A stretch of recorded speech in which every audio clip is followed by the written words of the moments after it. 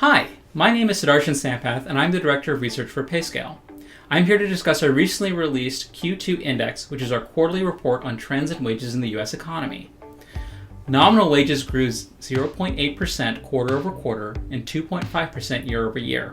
Real wages saw 0.7% growth quarter over quarter and 0.9% growth year over year.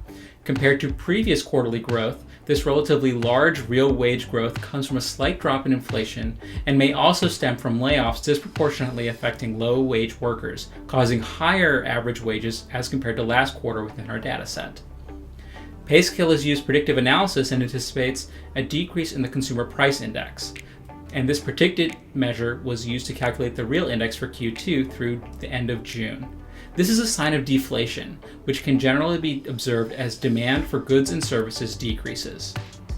Weekly job loss rates spiked to an unprecedented 14% at the end of March and beginning of April, before slowly receding to a baseline level of around 4% by the end of May. Job creation rates have picked up in May and June, reflecting employee recalls and other new hires as some states have started to reopen. This pattern, a sharp job loss followed by a prolonged period of relatively muted job creation and continued job reallocation, is pretty common in most U.S. recessions. This recession differs mostly in the speed and magnitude of job losses.